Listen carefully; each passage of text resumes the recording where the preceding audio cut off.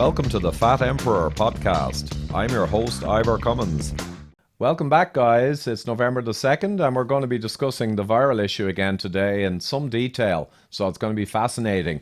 I have a doctor, an MD, Reid Sheftall, and not only is he a doctor, but he scored 99.95 percentile on the SAT scores, right? That's 1580 out of 1600 max. So that's extraordinary. He's also been done physics at MIT, and he also got 99% in both the medical school boards exams and the surgery boards. So we're talking someone way out there, right, in the next plane. So this content is going to be very accurate and very insightful. So great to meet you finally, Reid. Same here, Ivor. Thank you.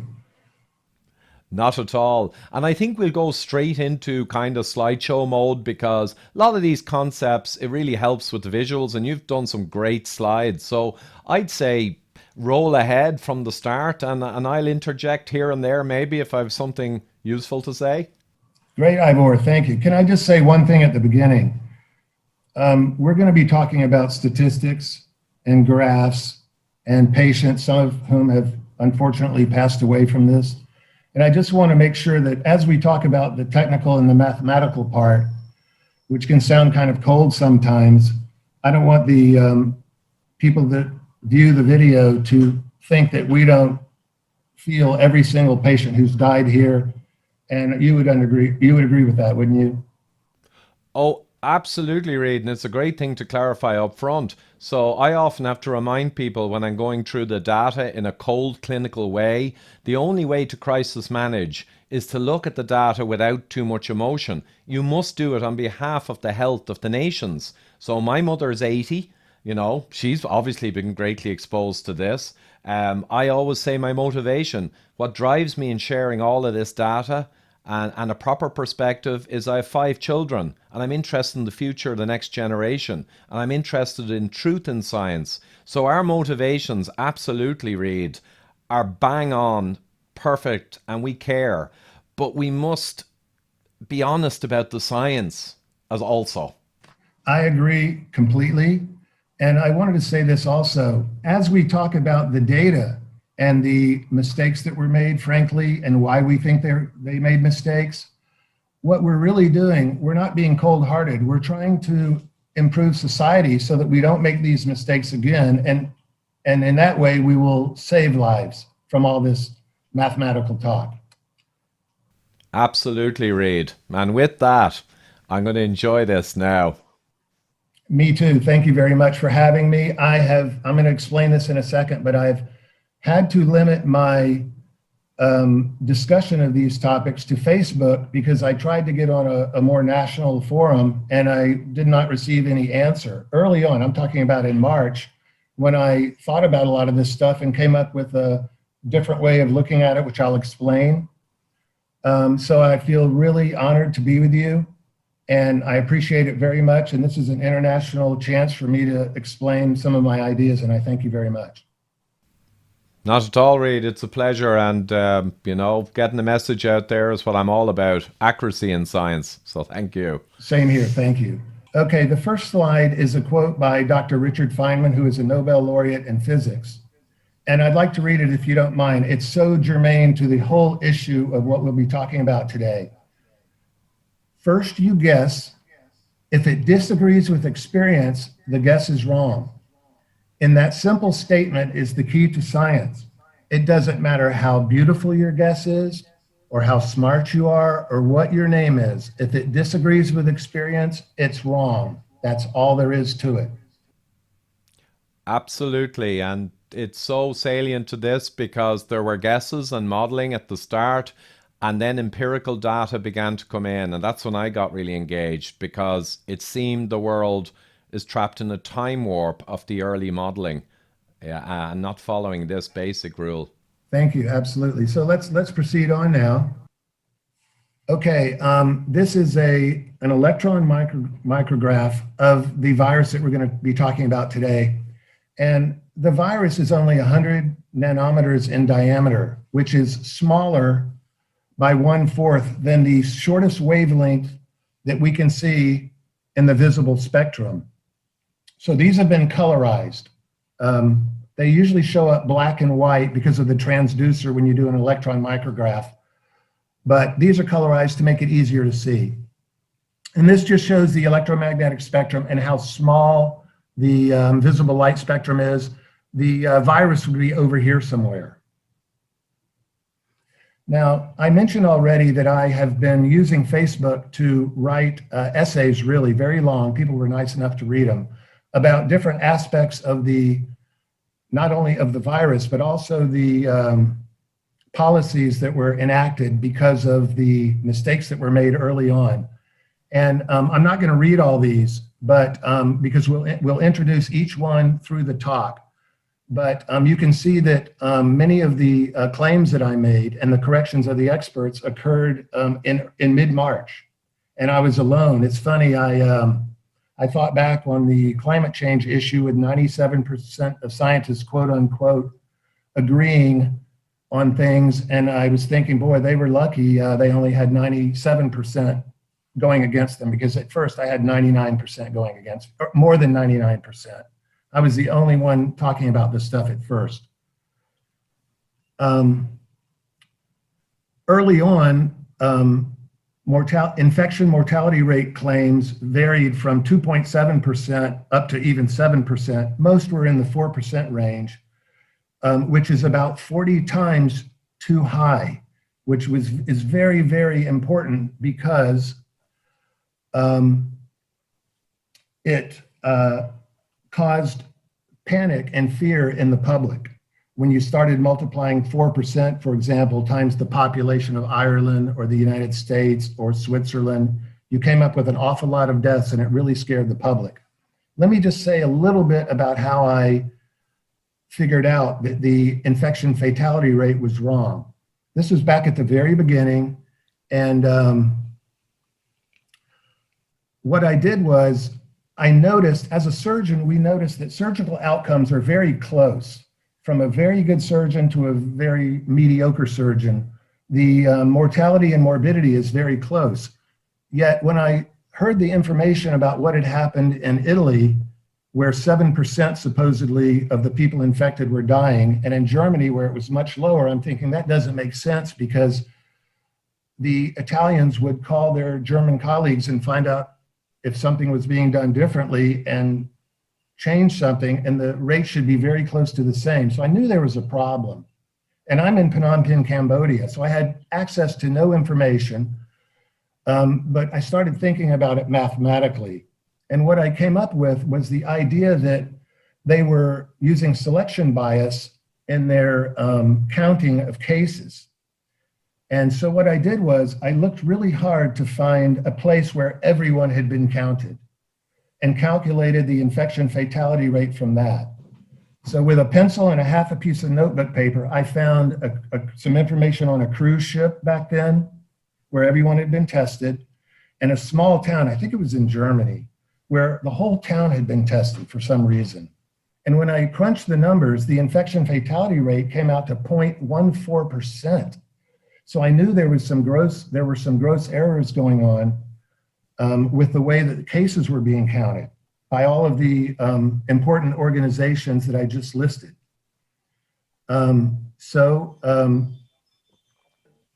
What resulted from that was I didn't really get any footing, because I posted it on Facebook and everybody said I was crazy and wrong, and wrote letters to Fox and CNN, hoping that I could come on as a guest for 5 minutes and explain this, but I didn't hear back from anyone. So anyway, let's put that aside for a second and talk about the problems that can happen when you make a mistake in the infection fatality rate that's that severe. What happened, unfortunately, is that everybody accepted those numbers as gospel, if you will, and proceeded to make models that were way off. Epidemiologists appeared on television and they were way off. The general population, as I said before, began to panic. And then the politicians were able to, and I'm not saying they were nefarious in this, but they were able to institute some policies which were extremely destructive, and we'll talk about that in a second, I don't think the general public would have agreed to lockdowns, for example, if they had known that the infection fatality rate is 0.1%. Okay, it's the same as flu. And the data has now proven me correct on that. So let me proceed on. But this is what happened. It was like a cascade of events that took a mistake at the beginning and passed it through all of these very intelligent, conscientious bodies, if you will, and it resulted in some terrible policies. We'll talk about that in a second. This is sort of my way of making a visual representation of what I just talked about. China thought the infection fatality rate was 4%. The WHO kind of echoed that. Experts in the United States also echoed it, and it got all the way down to where I was debating people on Facebook and the internet who had no scientific background that I was wrong and why I was wrong and so forth. It got to be a little bit ridiculous, but that's the price of coming up with something that's 1/40th of what the experts say. I was contradicting the experts.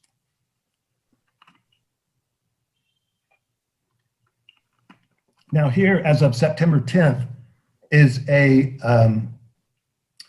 slide that shows what the survival rates are by age for various ages. It's an old person's disease primarily, which we'll talk about that and the reasons for that. But this was on September 10th.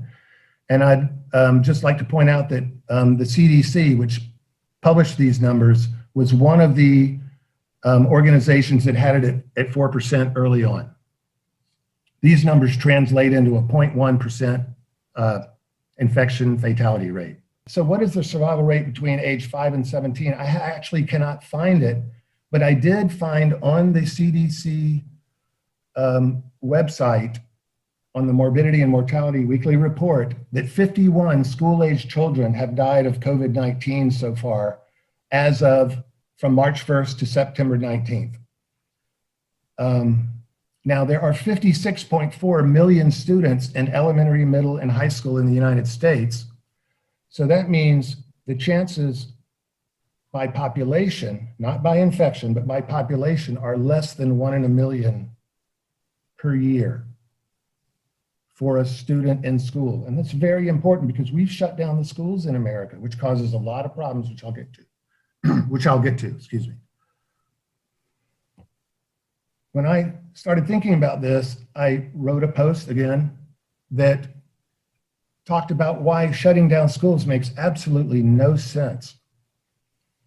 Every year, more than 200 school-aged children on average die from the flu during a 5-month flu season, okay? And in 2017, 2018, which was a very bad flu season, estimates were that 650 died, okay?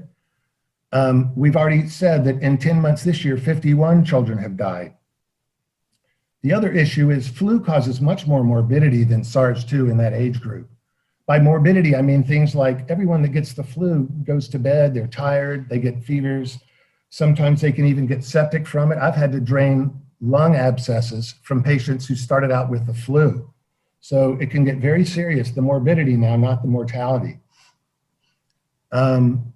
So if you want to be consistent, if you want to say it that way, if you're going to close the schools for SARS-2, you must close them every year for the flu because it's actually much more severe in the school age group, okay?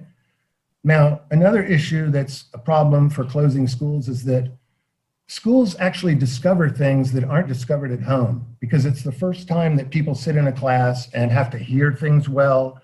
And maybe if they're sitting in the back, they can't see the blackboard. I was real nearsighted when I was young. I couldn't see the blackboard very well. So if you shut down the schools, you lose the chance to discover those children who might need glasses or have hearing problems, or even were abused at home. Sometimes that's discovered at school. So there's more things involved in closing schools than would first come to mind. And internet teaching, it has a few problems associated with it too. One of them is that the kids don't really log in too much. They did a survey in Boston and only half the children were logging in. And the other thing is some children don't have enough money to own a computer. Now, I just talked about closing schools. I want to say this with all due respect to everyone who's not a doctor out there, but a little bit of medical perspective goes a long way when you're talking about diseases that apply to a very large population. And what I mean by that is there's a saying in law, and the lawyers will recognize this, that says hard cases make bad law. I remember fairly early on, there was a Kawasaki-like syndrome that was publicized a lot in the United States because 5 or so children got this Kawasaki-like syndrome, and that scared the parents in the entire country. And I was talking about 56.1 million children. It scared the parents because Kawasaki-like syndrome is pretty serious. But it was only in a few patients, and they used it. The people that were in favor of closing the schools, and there are a lot of them, sadly, in my opinion, used that as a reason to keep the schools closed. So hard cases make bad law, okay? The other thing I wanted to talk about as far as medical perspective is testing healthy people, and maybe Ivor, you could comment on this. In 2017, 2018, which I mentioned before, between 70 and 80 million people in America got the flu, okay? Nobody noticed for the most part, and no one was tested. I'm a doctor, and I vaguely remember that it was a bad flu season. That was it. And yet with COVID, we're testing so many people you wouldn't believe it. I'll show you some graphs later that show you how many people, asymptomatic people now are being tested per day, and what it might cost when that money could be used for a more productive purpose. Do you have any feelings on that, Ivor? Yeah, actually, Reid, this has come up with an Irish doctors group as well, that it's kind of unethical and it's against good practice. So testing asymptomatics at a massive rate, you know, the whole basis of medicine is people with symptoms to test them, verify, you know, what's going on, treat them accordingly. But now there's enormous testing and it's beyond belief. And just from the European data to look at 2017-18 season, there were around 140,000 excess deaths in the respiratory season. And this year there's around 185,000. So you could say around 35% worse for mortality, SARS-CoV-2, than 2018 season. But no one wants to look at that data. It's hard to, I don't know, it's hard to articulate how bizarre this has become, yeah. Yeah, it's hard to fathom it. I mean, it's like, well, I think there's factions in society that are pushing this to be a big problem, perhaps because of the election in America. I don't want to talk about politics, certainly at first here, but there are groups that don't seem to be looking at reality very well. And that's something philosophically that bothers me. You know, I see more and more of that as I get older, and not just in America, but in the whole world. It's like we're moving away from science in a strange way, but those same people say, you've got to follow the science when I say something like the infection fatality rate is only 0.1%, as if I'm not following the science as an MIT physics guy and a doctor. It's amazing. Okay, let me continue on.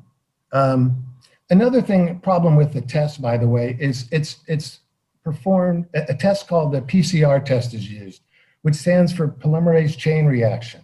And there's a lot of problems with that test, which I will talk about later, I think. But let me just say up front that when we see all these positive cases, some of them are older than they're letting on. They're calling them new cases.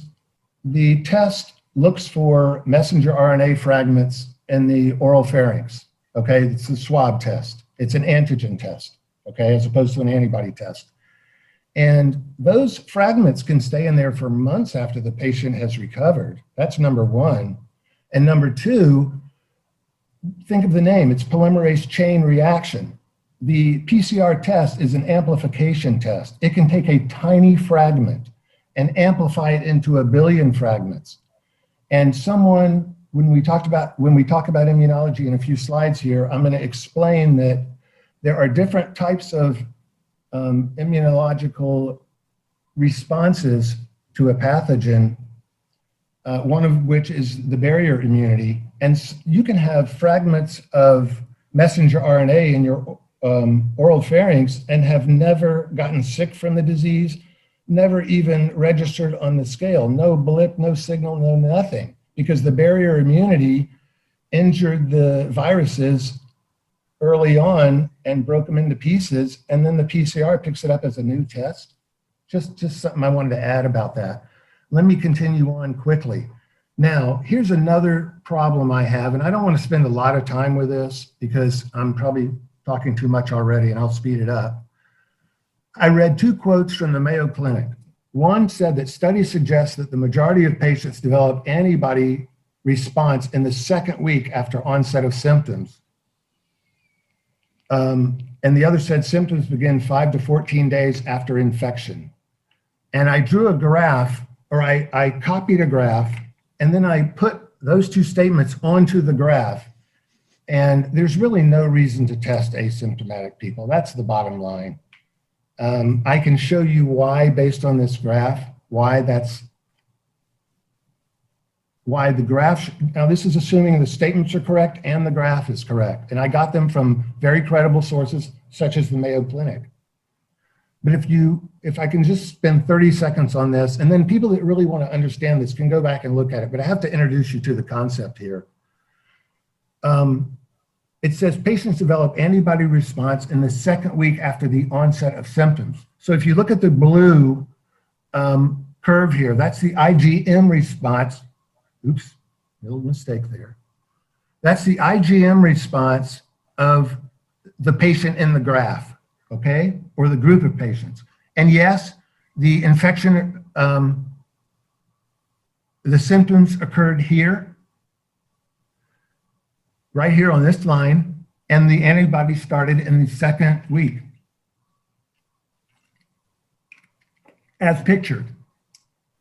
But it also says the patients develop antibody response, or symptoms begin 5 to 14 days after infection. So I just went backwards on this, wrote in when the infection would have had to have been for the symptoms to start on the 5th day, according to the blue line. And again, the arrow's blue and the line is blue, okay? And on the 14th day, which is a green arrow, so I drew this green arrow in so that it would correspond correctly to the first sentence, which says patients develop antibody response in the 2nd week. So anyone that wants to look at this, go back and look at it. But up here it says most infectious here and infectious here. And they're testing people before they had the onset of symptoms, before the box here. And they're not infectious until much later. So I just wanted to point that out. It's inconsistent with what people are saying on television. Sorry for being so wordy there. This is Dr. Feynman's quote again. We're going to talk about lockdowns now. I won't read it again, but remember, if it disagrees with experience, it's wrong. So we're going to show some evidence now that lockdowns not only did not work, but they caused much more death and destruction than if they had not been instituted. And I made this post on March 17th before, in America anyway, we'd even started a lockdown. Let me just say this quickly. The experts are still recommending lockdowns in October and now in November. And IVOR, I'd like you to comment on that. I heard that Boris Johnson has decided to put a lockdown in place.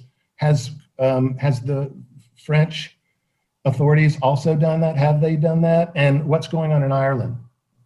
Yeah, well, Reid, it's extraordinary. So Ireland went to a level 3 lockdown, which is, plenty strong, many weeks ago.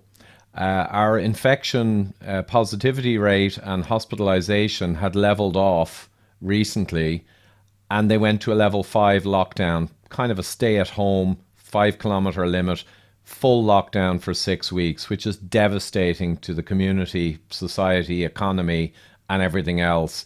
And it happened after things had leveled off. In Ireland, our ICU, we have 40 odd people out of 5 million in ICU with SARS-CoV-2, and they're not necessarily all driven by COVID. And our hospitalizations are not unusual for this time of year at all. And again, many COVID cases, hospitalizations, are other issues. I have people on the inside. A huge amount are other issues, but they happen to have a positive test because in the winter, the coronaviruses rise in prevalence. So we have this bizarre situation that's as anti-scientific as is possible to get. And you're absolutely right. France has now gone a similar route. UK is planning on Thursday to go into a full country lockdown. And if you look at the mortality curves for 2020 right up to October 20th versus prior years, there is effectively nothing going on. So I think a huge amount of those coronavirus deaths or COVID-19 are deaths that would have happened anyway for influenzas or many myriad other issues. But they're going into full lockdown for the full country. And 80% of the country has less than 10% hospital bed occupancy with SARS-CoV-2, and they're locking down the whole country. And the final thing I'd say is, Reid, it's based on, again, what happened in March, April, to your earlier point. It's based on modelling. So they're not looking at the empirical data. They're looking at a seasonal rise in hospitalizations, respiratory. They're getting a lot of positive tests, and they're modelling it forward as if it was a novel virus again. Even though we've got community immunity, the impacts are way lower. We've been through the Gompertz curve, the big impact that comes with a new virus. And seasonally, we're seeing probably the normal stuff and maybe a little bit more. But they're modelling it to death rates higher than the initial epidemic last March, April. I'm not joking. Whitty, Valence and Boris on television showed modelling of death rates much higher than the actual epidemic back in March, April in the UK. And here we go again. It's shocking. Well, you've stolen my thunder a little bit because I was going to talk about all of that. And it is amazing. People are ignoring science. They're not looking at, it's not just some foreign doctor in Phnom Penh now saying that the infection fatality rate, they have it all wrong and so forth. The data is in now. What I really upsets me is that they're going to go in and do it again after some of the numbers that I get ready to show you. And let me show you a few of them. Okay. The lockdowns caused so much death and destruction and will in the future. Let me just list a little bit. When you lose your job, like happened to so many people, you lose your medical insurance. Some people lost their life savings. Some people will lose their life. And I don't mean some, I mean millions. And I'll talk about that in a second. The lockdowns did not really do anything helpful either. They didn't reduce the mortality and they did not flatten the curves. And I'm going to prove that in just a second. The other issue with when the proof begins to start, I'll show you that the people that use lockdowns have indistinguishable graphs from their neighbors, okay?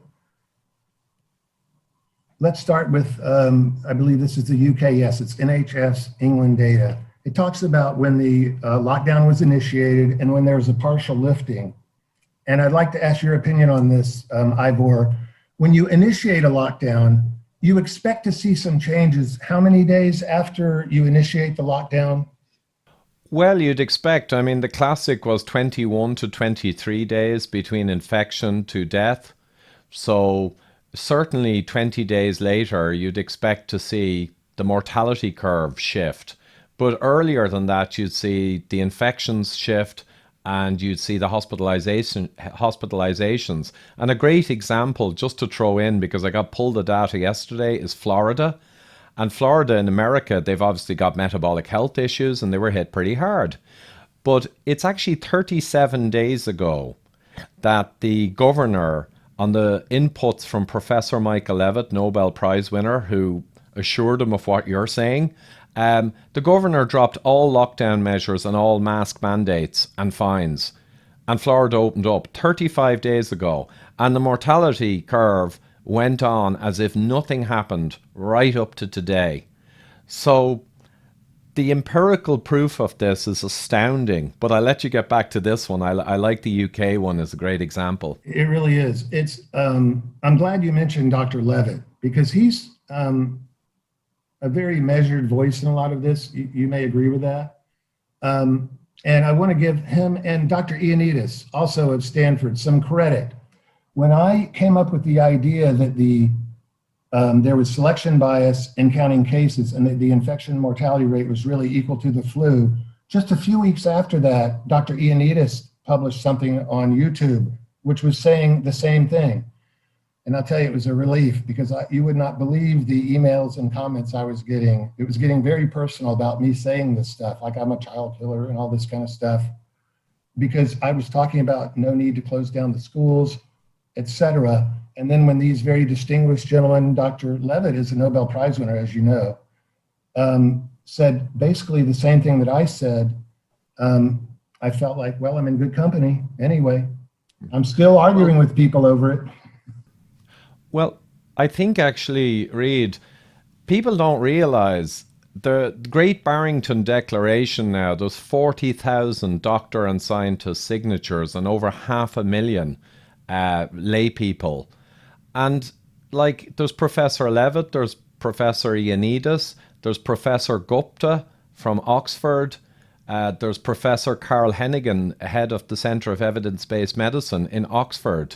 There's Professor John Lee, Carol Sikora, professor.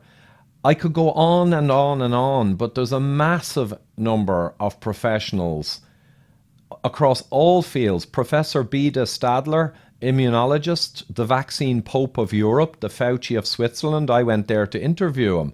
Same thing. There's a vast number of absolutely correct professors saying what we're saying.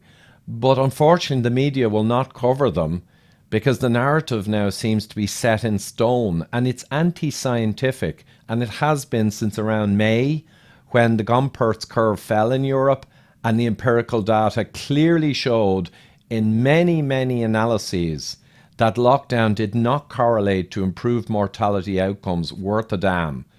There are so many publications, and no publications, credible ones, to suggest empirically that lockdowns did give a mortality benefit. So all of the science now is clear as day, and no one will cover it. Isn't that amazing?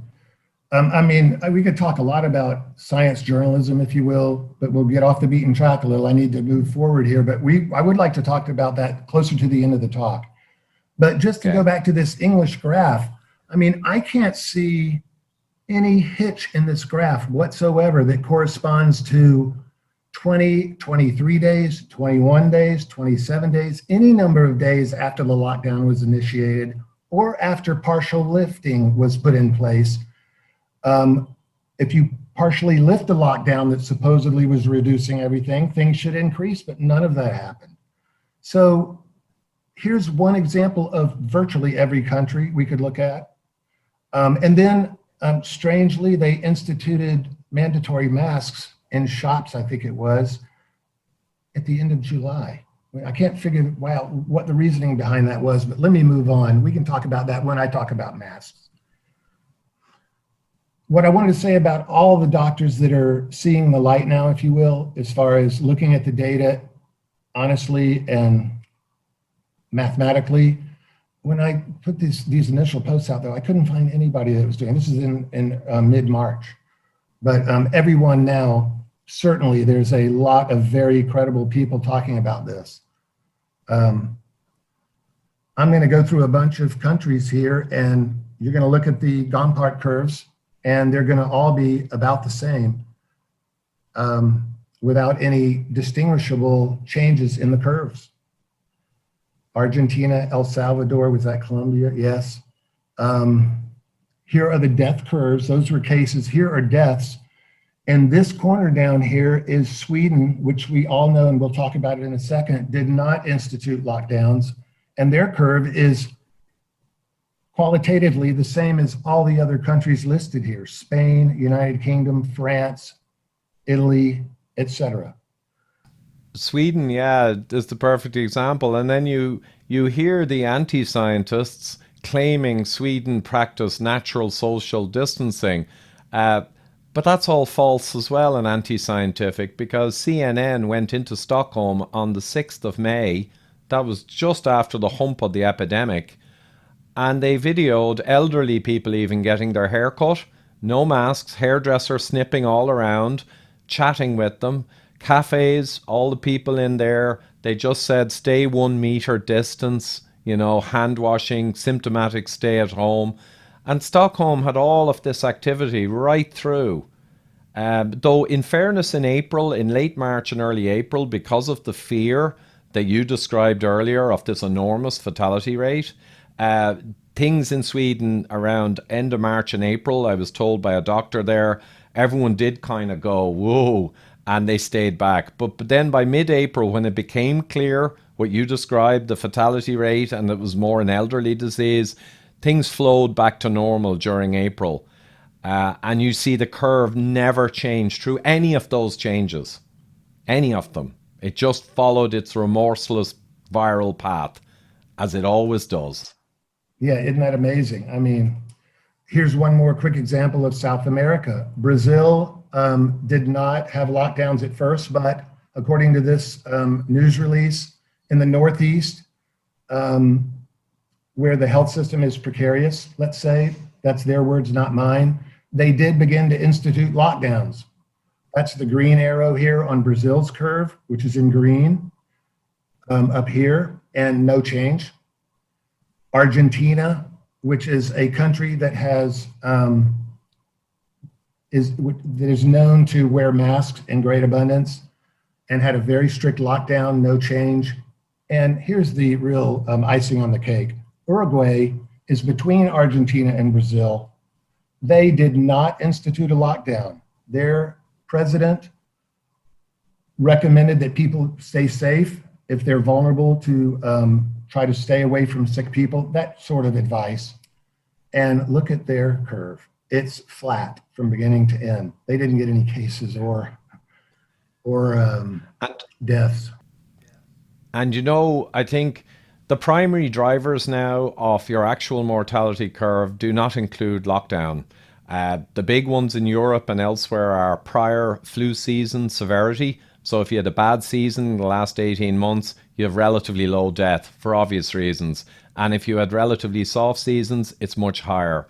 Population health vectors, and particularly the health of the aged and vitamin D status are big too. So there's all these drivers for a country. So Uruguay might be undercounting a little, you could accuse, but the reality is Uruguay just have different factors. Lockdown is not part of it. And the last thing I'd say, as I always say with Brazil, they identified SARS-CoV-2 in the wastewater, the human sewage, in November 2019, same as Europe. It was in community transmission. And yet you can see Brazil rises out in May, June, and Europe shot up in February, March, and April. And it just shows the seasonal driver, which is another big driver of the challenge. But again, it's not lockdown, because look at Brazil. I mean, look at Argentina would have had it in the community also, as would Uruguay, almost certainly, way back. But they seasonally rise, independent of whether you lock down or not. This is so dramatically present. Absolutely, I agree 100%. And if you look at the graphs from South America, they're fundamentally shaped differently because the climate regions are different than North America and the Northern Hemisphere. I don't want to focus on the USA too much. I apologize. I know it's just as severe, if not more, in Europe, but I'm more familiar with the US data. But, people are not pointing out the really obvious scientific things and the reasons for them, which we'll get to in just a second.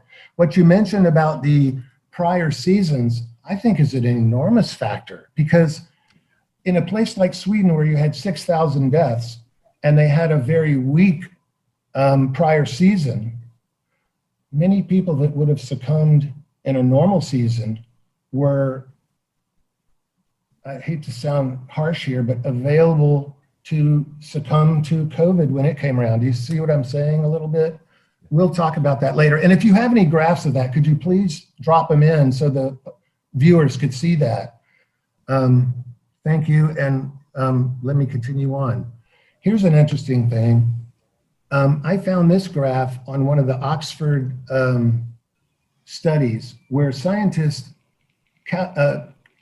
compared the number of cases in a region with how stringent the measures were by the government. And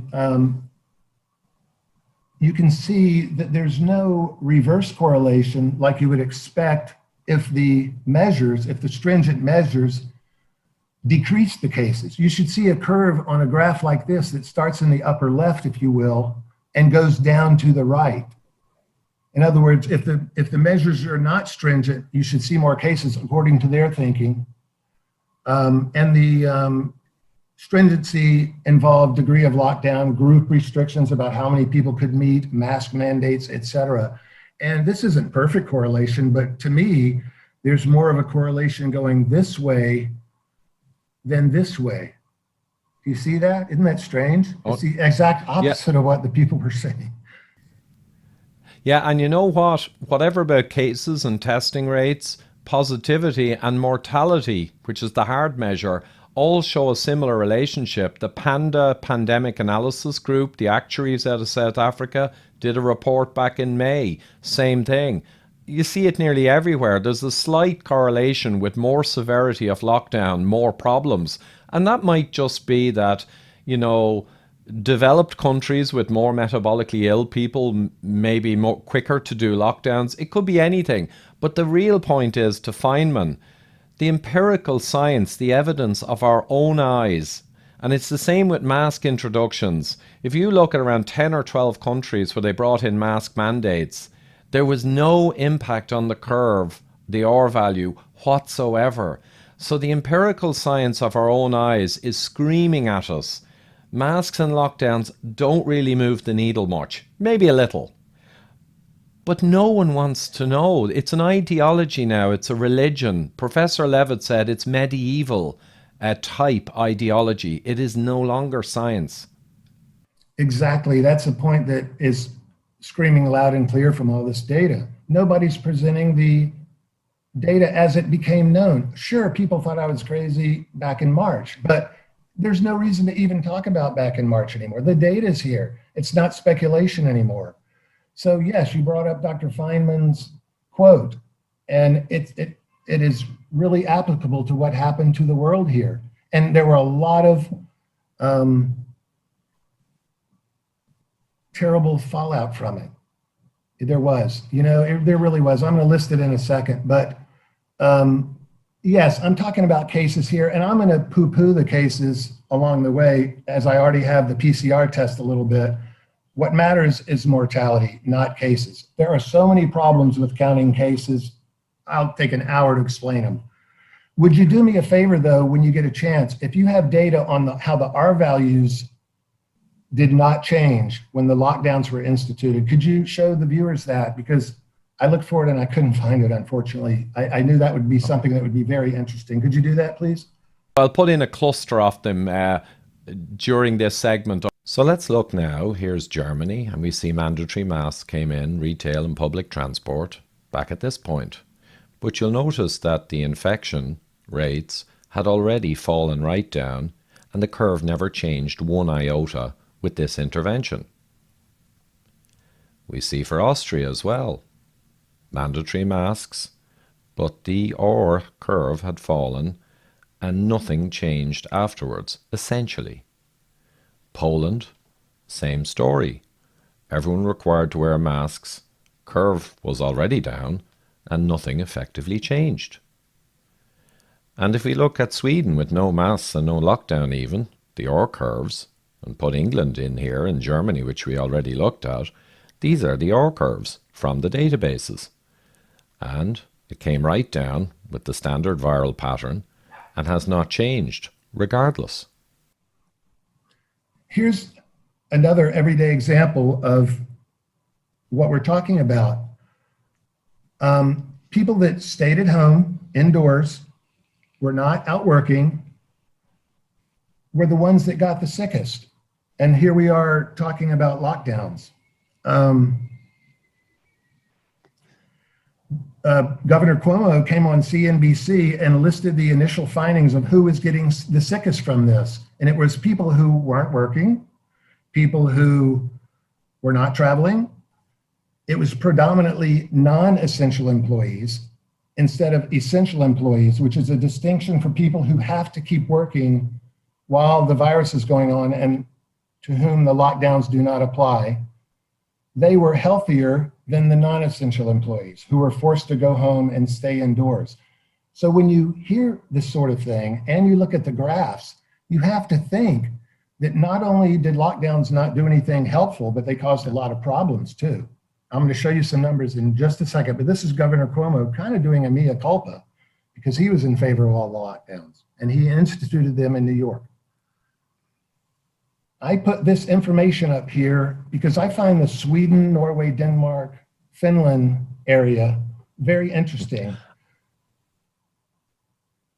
because people on both sides of the argument will use Sweden as an example. I've been debating Sweden with a few people, not doctors, not scientists, but they seem to tell me that there actually was not a lockdown mandated in Sweden, but everybody did an effective lockdown. But that's not what your experience and my experience is with looking at the video, perhaps from CNN. Is that correct? They did not have a lockdown.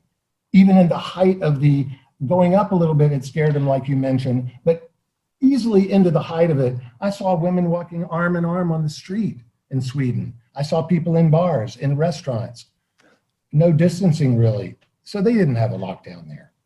Would you agree with that? Absolutely. They, like we said, in March coming into April, there was fear everywhere, and the Swedes are like anyone else, and they pulled back. But then they realized, and it dawned on them, you know, what we've been talking about. So we have the CNN footage and we have the first-hand accounts from people in Sweden. The reality is that, you know, there's one area of Sweden that's not far from Denmark, and it has the exact same mortality as a very equivalent area with a couple of million people in Denmark. It's a nice case control. Stockholm got hit, care homes got hit, Somali ethnics, which were unique to Sweden, got hit because of profoundly low vitamin D and other metabolic issues. But when you look at the data, the other thing about Sweden is, you know, we said 23 days from infection to death, roughly. Well, you can see that when Sweden began their measures like the other Nordics, but did way less or fewer measures, 23 days later, you would have got the effect of the difference in measures between Sweden and the Nordics. But 23 days later, Sweden was already way up in mortality compared to the Nordics. So we have the proof that Sweden's mortality was baked in and inevitable, independent of what measures they took relative to the Nordics. That's a very good point. It was already in the graph. It was in the graph because of their prior season is dramatic. They had around 4,000 fewer deaths than the normal line in the prior 18 months. And guess what? They got 5,600 deaths. So most of them were kind of the prior season. But even besides that, just to your point there a short while ago about Cuomo, I saw that Cuomo was pulling his hair out. And he said, how can it be that 66% of the new infections weeks after the stay-at-home orders are from people who did stay at home? And the answer is simple, that the virome is complex and lockdowns don't work. But the other thing is, it's so obvious. In Ireland, UK, and in 4.3 million grocery workers in the US, there's one common thing. The grocery workers who were absolutely not locked down, they were 8 to 10 hours a day with the great unwashed flowing in and out, getting their essential purchases. There were no masks, right? And it's indoors. The grocery workers showed no signal for extra infection or death, and they were ultra exposed, non-locked down. They're the perfect evidence with our own eyes that the lockdown does not really impact the curve. But I kept making that point, and people who argued with me would just quietly slink away. So the cognitive bias is so powerful in the people who believe in lockdowns and masks and things that when you give them unassailable evidence of what we're saying, they actually are just forced to slink away and not answer. They still will not give up the belief system. Exactly. In America, it got so bad that there are a few examples on YouTube of videos where hot coffee was thrown in the face of a person who was eating their food outdoors by a sidewalk by someone who was one of those mask crazies, if you will, and I don't want to be too derogatory here. She threw hot coffee in the face of a guy because he was eating and had his mask pulled down. There was another lady who sprayed mace in the face of a guy who was eating. I mean, this got to be a religion, just like you're saying, in the United States, and it still is.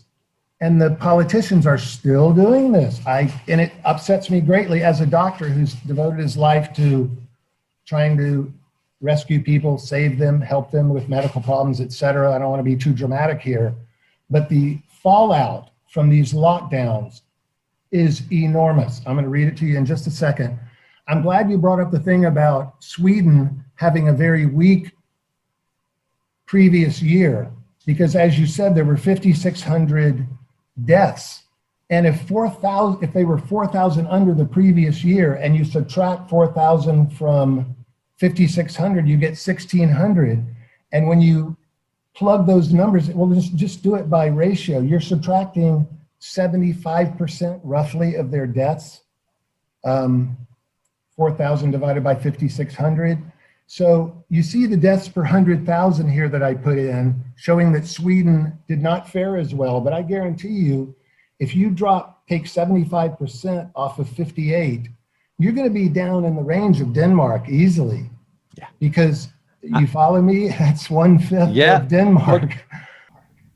It's even better, Reid, because then you correct for the Somali, you correct for the large care homes, and you keep on cutting until you're down to the Nordics, the other, Norway and Finland. It's easy.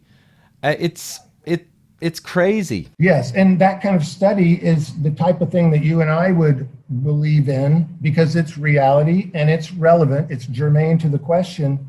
But I'll tell you, if I sent you some of the debates I have, you wouldn't believe it. People just have no idea. So let's move on from this. And perhaps you could show a graph or two of the things we talked about when you look this over later. I wanted to look at this in the context of herd immunity, which I'll get to in a second. But here are the Scandinavian countries with new deaths down to 0. France has a little bit of a bleep there. And we can talk about second waves, which I actually don't believe in. There is a bump in the fall and winter, but I think it's due to seasonality primarily. I don't believe in second waves because it's antithetical to the Gompertz curve and why it turned and went down. Why would all of a sudden be a bunch of people making up a curve be available to die and get sick when the reason the curve turned down is because the R value went to less than 1 to be technical, but the virus starting to not be able to find as many people to infect, if you will, and eventually succumb to the disease. So the curve goes down to 0. Do you agree with that logic too? And just a reminder that I do need support to continue putting together all of this content. And at patreon.com/IVOR CUMMINS or for PayPal at tinyurl.com/IVOR CUMMINS, where you can do a one-off or a monthly support. So I'd really appreciate that, guys, and keep me getting the science out there and countering perhaps the more biased corporate type science. Thank you. Yeah, absolutely. And we predicted this, the seasonality, we were talking about this back in May at the latest, and Hope Simpson's book about influenza transmission. He spent 50 years in England studying this. Incredible book, and I can put the link later. But the reality is, I always say the Gompertz is very simply a few key things. Passing of the susceptible, sadly. The development of community immunity from this novel virus builds rapidly with T-cell mucosal and, antibody in many cases. And then you've got the seasonality, that the season shifts, human immunity rises. So it's another big factor. But they're the three big factors. And then there's some more as well, of course. But they're the big ones for the curve. And then in the summer, with all three of those, you get a fall. But what happens when the winter comes? Well, seasonality now goes the other way and the coronaviruses rise. Okay. Also, you got another 6 months of people who've moved to stage 4 cancer, people who've become aged and infirm, very aged and infirm. So you have 6 months more build up of susceptible. So coming into the winter, you are going to see some mortality too, sadly. But the reality is, you're never going to be like the first curve for mortality. It's like all influenzas. You can't be a new virus twice. You can't be a new virus hitting a population twice. You can only do it once. So we're going to see a rise in the countries that had more exposure. It'll be a lower rise, but there will be a rise in the winter. But the $1 million question, this is the only metric that matters. Will the winter of 2021 coming be higher in all-cause mortality excess than prior sample winters? Or will it be largely now back to the same as prior respiratory season winters? And it has always been the case that the winter following a new virus introduction is pretty much back to the endemic. We may see SARS-CoV-2 being mostly found on the people who pass because it looks like the influenzas have basically kind of dropped off the map. And we've seen this before in the 60s, an influenza strain that was there for 60 years. A new strain came in, and this is documented, and the old one that was there disappeared, and it has never been seen since. So the fact is, SARS-CoV-2 is going to be badged on mortality this winter with a hysteria. But what will the excess overall mortality be? And I would say it's going to be like prior respiratory seasons. I agree. Time will tell, and I can't wait for the data to come out. That's a very good point you made about 6 more months of people becoming susceptible, if you will, or more susceptible that might have escaped it the first time. It's not a second wave. The population has changed.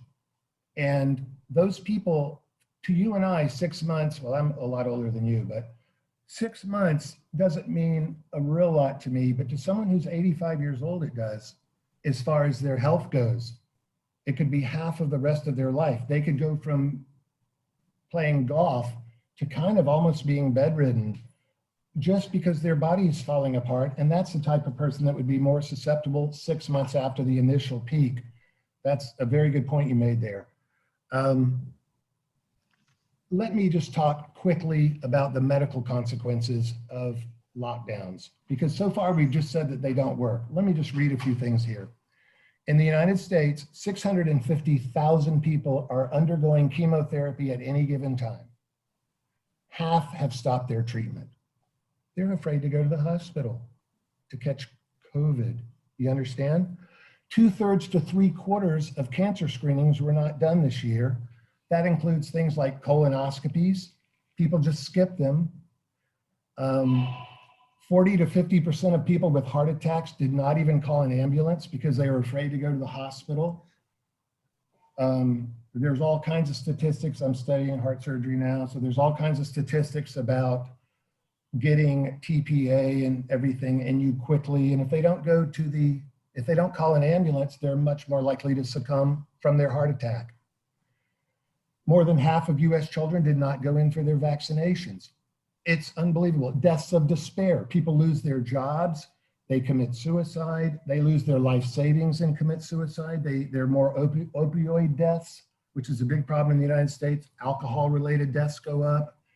ER visits for child abuse are up 35%, and this is serious child abuse, such as spiral fractures and problems where the child is really having a hard time. Small child abuse, parents don't take their children to the hospital unless they're really worried about them. So serious child abuse is up 35%. Non-emergency surgery was discontinued during the lockdown. That means that suspicious issues that a surgeon would have normally done an exploratory lap for, or a hip or a joint replacement, et cetera, were postponed. Herniated discs and other painful things cause an increase in opioid abuse. There's so many factors that come out of locking down healthy people. Let me move on now, but you can tell there's an enormous amount of medical consequences from this. I just add there, Reid, that before you go into economic, which will also cause enormous suffering and death in its own right, but the other thing is that all of these deaths that are built up to occur over the next 6 to 12 months are going to contribute to excess mortality this winter. But because SARS-CoV-2 is endemic and it will rise like coronaviruses always do in the winter, they're going to get to badge a load of excess death with SARS-CoV-2 inappropriately. So they're almost falsely proving their own hype and modeling in a small sense. So it's just truly anti-scientific in a profound manner what's coming.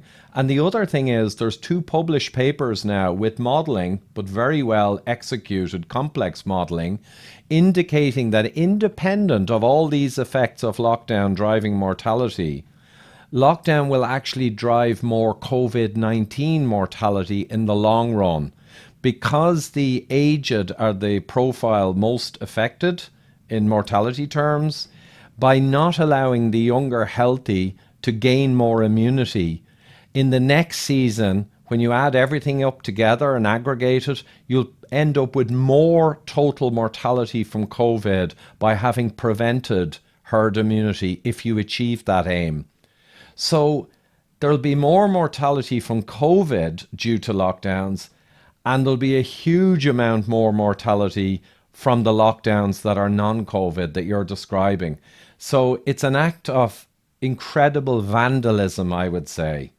Vandalism and ransacking your society for no real benefit. It offends me as a person deeply, because like you, I've worked for 8 years on saving lives from heart disease. I've been involved in the calcium scan promotion to save lives. 8 years working to save lives. And this year I have to watch this horror unfolding. Absolutely, IVOR. I just want to make a list of some of the economic consequences from the lockdowns. 265 million people worldwide are facing acute food shortages. That's from the World Food Program, October 10th. 100 million additional people have fallen into the extreme poverty category, living on less than $1 a day, World Bank. The WHO estimates that 140 million people will starve to death because of the economic fallout from the lockdowns. Isn't that amazing? In the US alone, 11 million people still do not have their jobs back. So they have loss of income, loss of life savings, evictions, et cetera. 100,000 businesses have closed permanently as of September 16th, and the number continues to increase.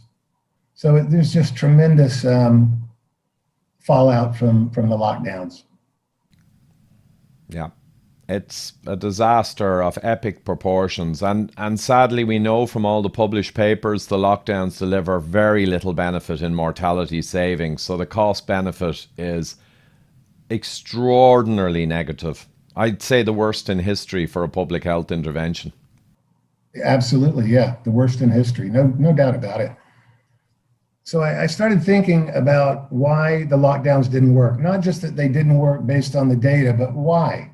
The only lockdown experience we've had that I know about is lockdowns of prisons when there's a riot, and everyone knows about that, to quell the riot, and lockdowns of schools, possibly when there's an active shooter, like there is in the United States sometimes. But we hadn't had an experience locking down for a viral pandemic as far as I know of until this year. Is that correct?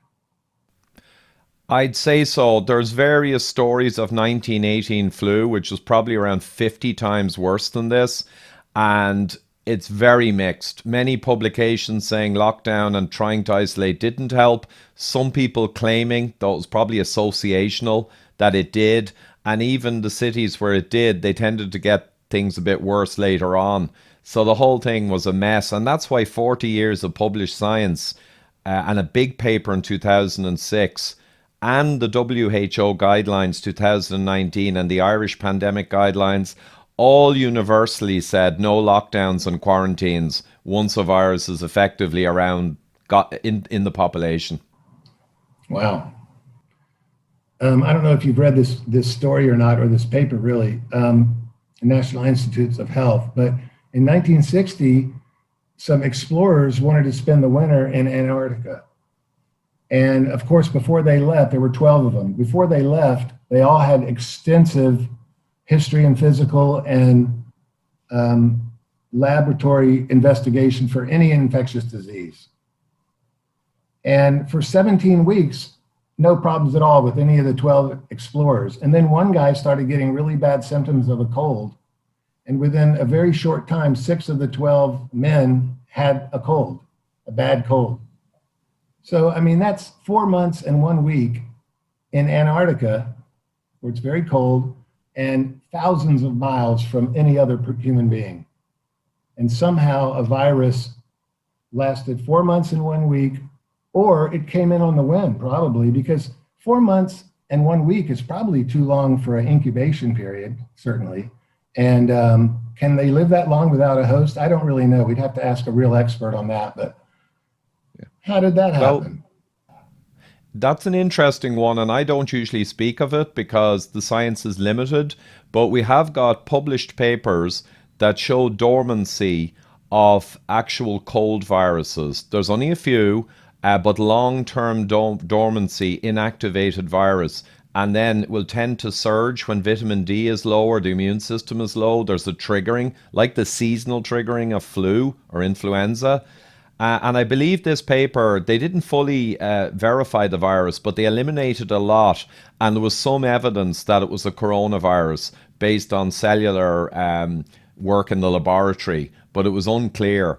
So I'd say dormancy is a big question. And you know what, Reid?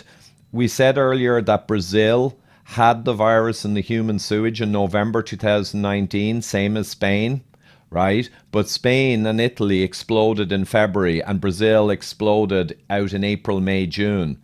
So we know it was circulating everywhere back in 19, that far back. So in a sense, we know there's something going on with dormancy and spread and then activation, but no one speaks of that because it takes away from the narrative that right now it's always about stopping spreading it. But I'd say coronavirus this winter in Europe, it's as much possibly a resurgence, right, of virus that's in the population as it is person-to-person spread. So I think a lot of their person-to-person spread is associational. And we can't prove it, but, you know, there's a group of nuns in a closed order, you know, they don't even speak to anyone, and they got an outbreak in that place. And I think they were just being fed their food in Italy. So there's a lot going on here with travel of the virus in weather systems. There's a published paper a couple of months ago showing that bacteria and viruses can travel in trade winds and drop down in a country. So all of this science we're talking about is never addressed. You're right. Yeah. It's important to know, though. Yeah. So anyway, as I continued my thinking about the story I just told you, I think part of the problem here is that you can't really solve a nanoscopic problem with a macroscopic solution. The virus is so small, it literally pervades every crack in the house. If you took a family, for example, where the father said, okay, we're not going to leave the house. I don't want anyone in the family to get sick. We're not even going to go shopping. We're going to order out for all of our food. You can imagine a 19-year-old guy who works at night as a delivery boy for a pizza company, who's a college kid, and he's got it. And he takes the pizza up to the front porch, rings the doorbell, and then maybe goes 10 meters out into the front yard and waits so that some dog doesn't come up and pull their dinner away, you know, just as a courtesy. And maybe he rings the doorbell twice and he goes up and breathes a bunch of COVID around the porch on a still night. And then the father opens the door and sucks a bunch of the air in. He's wearing gloves. He's very conscientious. So he opens the paper box, the paper bag, and even the box with his gloves, and takes them off, and then grabs the pizza from the inside and takes it in the house. But of course, the pizza boy put the pizza in the box, so he might have put some virus in the pizza and on the surface that the pizza's on. You understand what I mean? You almost can't get away from this stuff. Everybody's going to get it. So Yeah, I just wrote I'd say, this. Oh, go ahead. no, I'd say it's all pervasive. I mean, the viruses, every species, including bacteria on Earth, has around 100 associated viruses. We came from them. They are, as you say, ubiquitous in everywhere. And on the opposite side, we see that symptomatic index cases traced back in an Asian study. Most people exposed indoors, no masks, with the person who was symptomatic did not exhibit any effects and even had negative tests. So the reality is, whether you catch it or not and exhibit a problem is more to do with your immune system, prior cross immunity, metabolic health, yada, yada, yada. It's not about stopping the person spreading it because, like you say, it becomes ubiquitous, really. Exactly. Anyway, I wrote this in nanoscopic viruses eat macroscopic lockdowns for lunch. The same idea. Yeah. Now we're on to masks. And let me just say this about, I was kind of disappointed when I studied this extensively and found out that masks don't really work because, I'm hoping that something works. We'd like to know that something works, but I'll tell you, I looked at a lot of stuff on masks and I just can't endorse masks at all. They just don't work. It didn't change the shape of cases versus time or deaths versus time for any country. And they must change that, a la Richard Feynman's quote, if you believe they reduce transmissibility, right? The curves have to change in some way, and they just don't change. Yeah, Reid. I did a video on this back when they came in mandatory because I could not believe in Europe in the summer at the nadir, which we predicted there would be no ICU or mortality all summer till next winter. And bang in the middle of that, months away from any issue, they brought in mandatory masks with fines. And that was a dark day for me because science died on that day for the nth time this year. And I pulled a load of countries where mask mandates came in at all different points and their R curves. And the R curve didn't slightly shimmer following the mask mandates in any country. And empirical science, the basis is you must observe with your own eyes what happens after an intervention. Empirical, your own eyes, that something happened. And when nothing happens anywhere, you cannot but acknowledge that what you did had no real effect. And all of the 40 years of science on masks broadly said that, including randomized control trials, mind you, as well as associations. But they threw it all away for a few associational weak studies in June 2020, turned the whole of science upside down, and has ever since. I heard was there a study in Denmark or something that I couldn't find it anywhere? Was it never published or something like that, or wasn't good enough to be published? That's another scandal. So Denmark went ahead to do the only randomized control trial with SARS-CoV-2 and mask use, blinded. Not blinded, but randomized. And they got the results a couple of months ago and everyone was waiting for them. And eventually the lead author was pushed and he admitted that we can only publish it when we find a journal brave enough to. So all journals refused it. Now, if the trial had showed that masks helped in any way, all journals would have fought each other like dogs and cats to get hold of that paper, but they all did not want it. And the team were asked, well, why don't you preprint it and publish it as a preprint? And basically the lead author admitted that some people on the team were uncomfortable with the findings and they didn't really want it printed.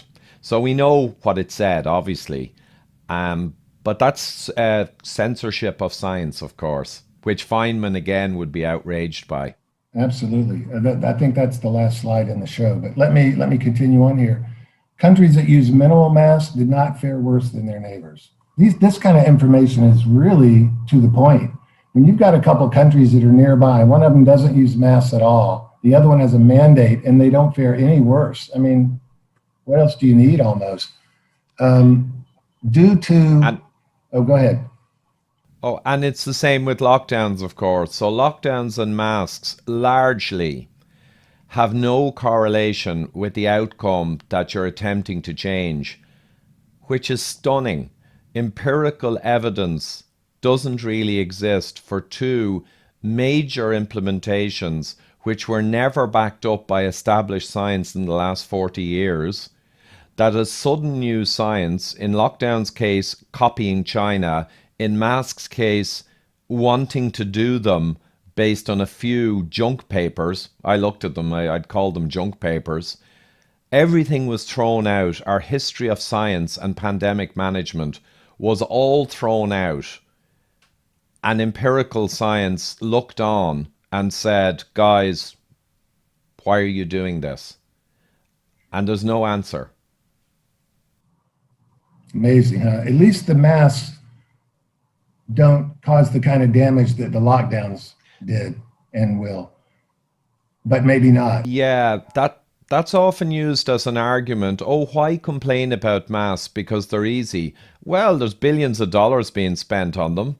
They are impacting, one person called them child abuse, because if the science doesn't support them, and we have multiple published papers that children in school, especially young children, are not a vector, multiple published papers, and we mandated them for children.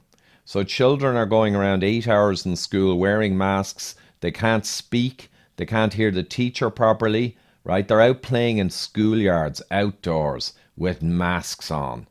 If someone says that that's harmless, I say that person's a sociopath, in my mind, if the science doesn't support what's happening. It's an enormous intervention that's unprecedented on the human species to mask everyone, right? You're calling that trivial? Well, wait a minute. Wow. I was being facetious. Look at the last sentence on my slide. You see it? Masks may be harmful to the user. I meant... Yeah, I know. I meant the person who genuinely claims irately, masks are easy and why are you against them and we're saving granny. If anything, masks in the summer will limit safe spread in the safe season and limit immunity development. If anything, they might even hurt granny come the winter. If anything. Same with lockdowns. Yeah, they'll definitely make the hump bigger in the winter. Because if anything. If anything, that's right. They may not do anything. But there are other reasons, other than the very good ones that you listed, why the mask may be harmful to the user. I'm just going to talk about that a little bit. But first, you would not believe the people that are advocating for these masks still.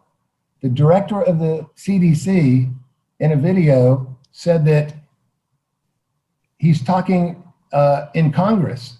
He's a witness in Congress, and he said a vaccine that is 70% effective, my mask might be better protection than that. He said that. This is the director of the CDC now.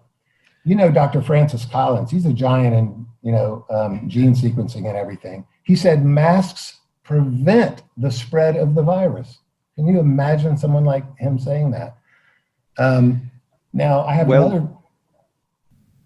We're seeing the narrative again, Reid. I think we're seeing that the narrative must be upheld regardless of any science, any publication, any established science. The narrative has become the imperative.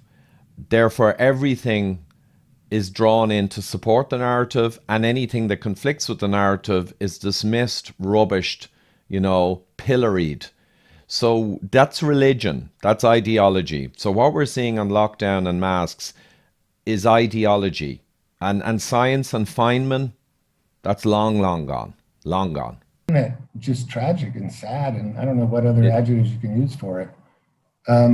Dr. Fauci in March told our show 60 Minutes, which you've probably seen, that there's no reason for people to be walking around with a mask on. He actually said that on the video, which I've listed there. And then in October, the final quote is Dr. Fauci said on CNN that if people are not wearing masks, then maybe we should be mandating it. Isn't that amazing? He's the guy, you know? It's amazing, and it went to further high farce, where Fauci said people should be wearing goggles also, and this was after the epidemic had waned. So it's clearly an agenda. You can argue about the reason, but it's 100% clearly an agenda to bring in mandatory masks in the middle of the summer in Europe, as I said, when the epidemic was over, for Fauci to do a volte-face, for everyone to drive masks as if they were a complete panacea, right? It's clearly an ideology of sorts. And what can we do about it? I'm not sure. But it's just this whole thing has been an insult to science, the likes of which has never been seen in human history, really. Yeah, you know, the thing about it is wearing a mask, can you think of any better way to take away a person's identity than covering his face and especially his mouth? You know, there's so many angles on this. And I'll tell you, some of them, I don't want to sound like a conspiracy theorist, which is a bad word these days, but China, there's evidence from a lady who escaped that worked in the lab. You may have read about her or seen her in videos where she said that she gave reasons that the virus did not occur naturally because of the way it was spliced together and so forth. Okay, the genome. And then China put a lockdown in, which you and I know don't work, and publicized it as working really well. Maybe they wanted the whole world to put them in, you know, because they were the first country to put them in. Lasted about a month, a little more in Wuhan, but in the Hubei province, it was shorter than Wuhan. Wuhan, they extended it a little bit, and they said, oh, it's great. Nobody has it now. It's unbelievable. We only closed down for a month. And then all these other countries did it, and what a disaster it created for them. So, you know, there could be some sinister things going on here. I don't know. Well, yeah, whatever about, I don't get into the creation because it'll never be known. It could be done technologically, so it could have happened and escaped because the technology can do it. But I avoid that one. But I will talk a little on what you said about China. So yeah, they had videos of people dropping dead in the streets. There was a story in the New York Times about tens of thousands of Twitter accounts emanating from China, extolling the virtues of lockdowns and saying Italy needs to lock down, extolling the virtues of locking down, and Italy must lock down. So they definitely drove it, and it was like almost a trick to play on the West. Fine. But if you look closer, millions of people apparently left Wuhan when all that lockdowning started, and they went all over the place, but there was no big epidemic anywhere else, right? And then a while later, they opened up again, and videos came out months ago showing huge water parties in China and Wuhan, and parties, and they're not even wearing masks, a lot of them. So how did a virus that clearly got out and went around the place just then become not a problem virus? And the suggestion is that it was not a huge problem virus, more than a bad flu equivalent in the first place. And we've seen that in all the European data. It's a nasty one. It's very tough on Western obese and diabetic populations, you know, and in the aged, of course. But it's a bad flu equivalent from the actual data now. We know that. And to your point earlier, we knew it from the Diamond Princess. You know, we knew it from the early data. Once you plug it in, it comes right out. It's tiny. Yeah. You know, if you test everyone in a fixed population, the infection for fatality rate is tiny. It's 0.1%. Around so there's a lot going on here. There is. And you know what? I think, though, we've covered, they were excellent slides, and we've covered kind of every important facet of this, I think. I mean, this podcast, largely speaking, covers everything you need to know. And the only thing we didn't really touch on, or perhaps we did, was the long COVID. But I think it's very clear now that influenzas and shingles, there's many viruses that through the immune system activation and the damage they cause to tissue have, in a small proportion of unlucky people, have long-term fatigue and effects. but the percentage is clearly coming out at less than 1% or so for any significant effects 4 months later. And like I always tell people, the only reason we do extraordinary measures like lockdowns that destroy society would be a bubonic plague type where everybody knows someone who died or was badly affected. Rough and tough, every family knows someone. At that level, you may do extraordinary measures. But the problem with coronavirus SARS-CoV-2 is most people don't know anyone who even knows anyone who died outside of a nursing or care home. And so the mortality impact cannot justify the destruction of society we're wreaking. It's vandalism. That's the thing. So don't even begin to bring me to non-mortality metrics. I mean, that's insane to even consider supporting lockdown type implementations based on the small percentage of people who have some longer term morbidity. We have never done that. We never would do that. I mean, is this not obvious? I know. I can't remember whether I've done the slide already or it's coming up in a minute, but I talked about 2017, 2018.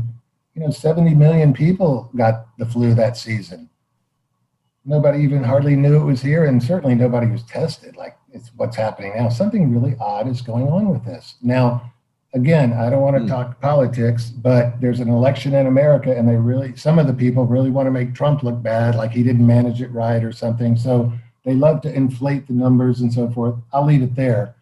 But again, some strange things happened. China advertised that lockdown as being the panacea, and then, like you say, everyone's out playing in a water park 3 weeks later, and it really looks like they suckered everybody into doing this terrible thing.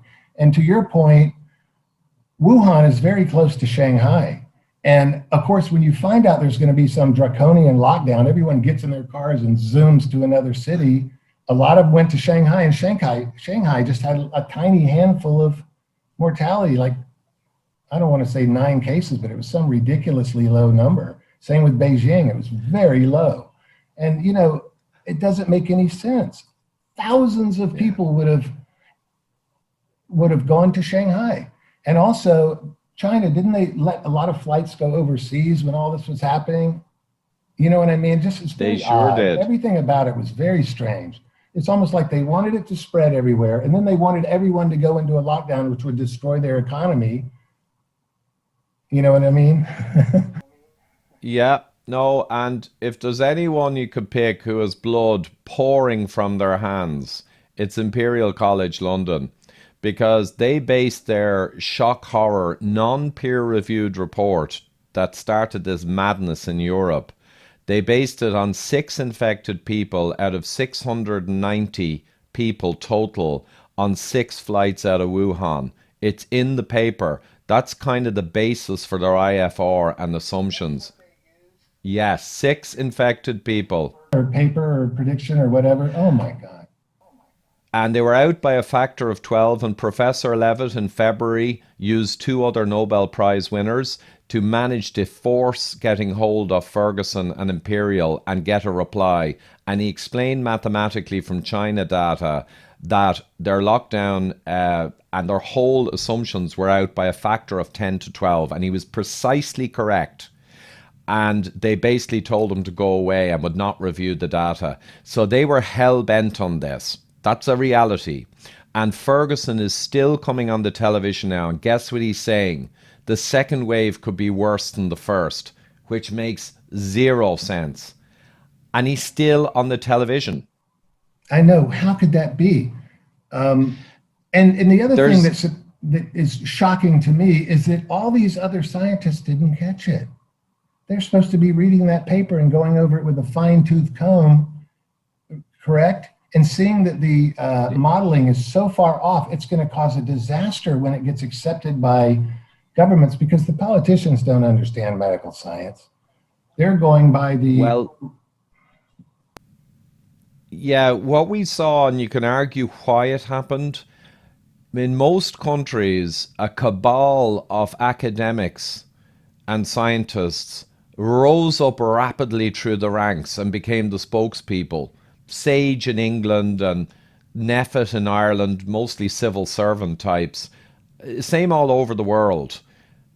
It's like the wrong people rose up and embraced the madness.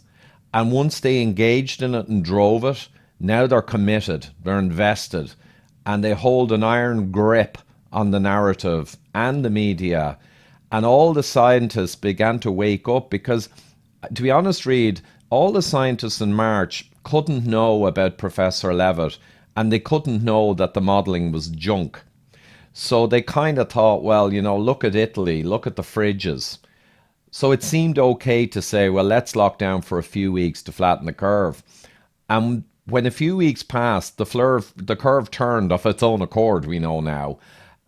They didn't want to let go of the lockdown. So you've increasingly seen good scientists try to rise up to get science back into the picture. But the problem now is the media won't feature them. YouTube censor them. Everyone calls them granny murderers. And suddenly the initiative is gone, and the bad guys have the initiative, and by God, they're holding on to it.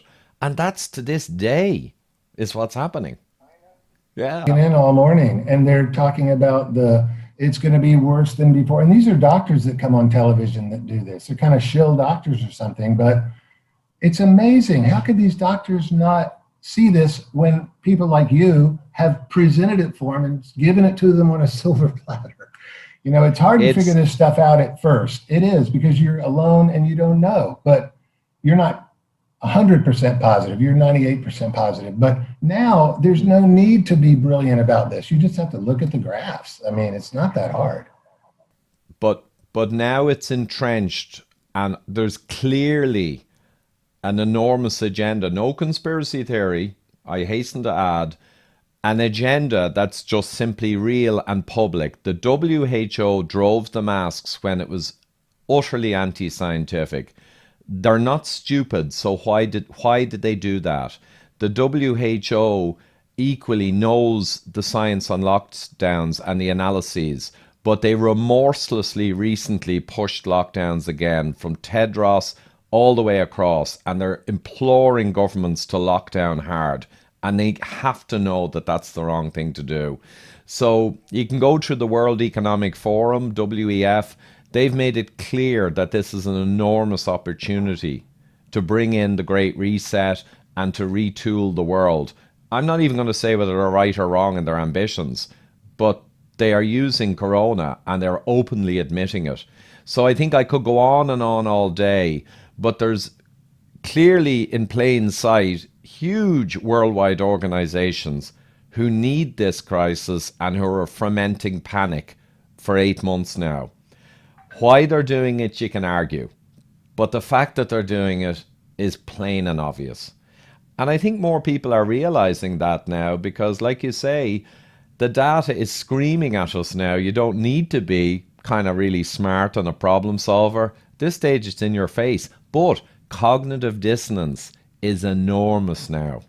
After propagandizing the public and everyone for 8 months, the media, the politicians, these academics, the bad guys, everyone now is caught up in the narrative. And to try and pull people out of that, their brain will resist common sense now. You know, this cognitive dissonance psychological thing, it can be enormously forceful. Right.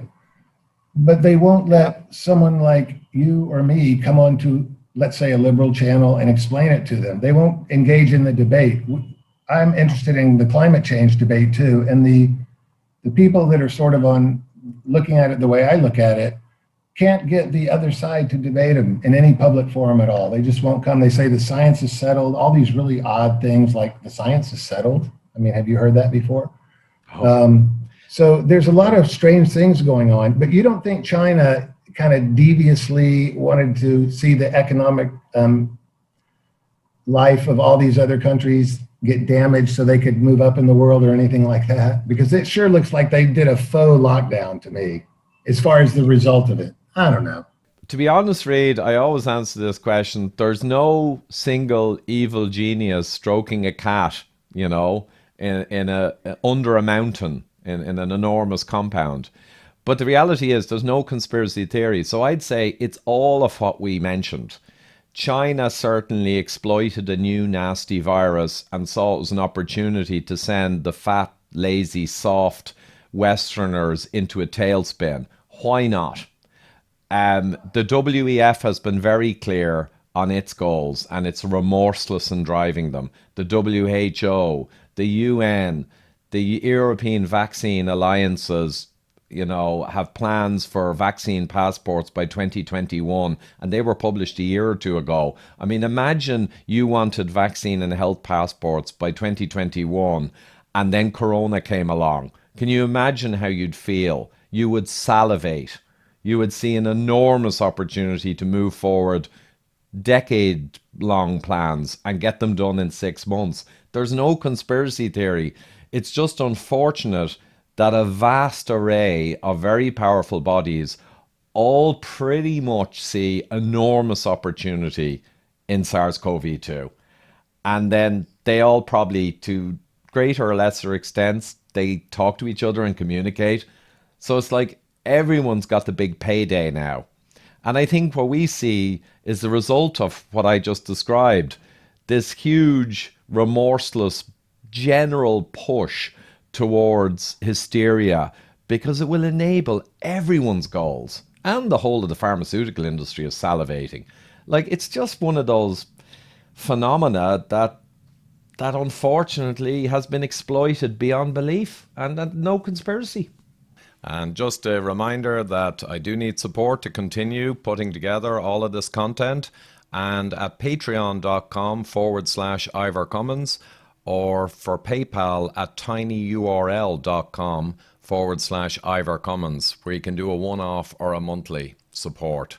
So I'd really appreciate that, guys, and keep me getting the science out there and countering perhaps the more biased corporate type science. Thank you.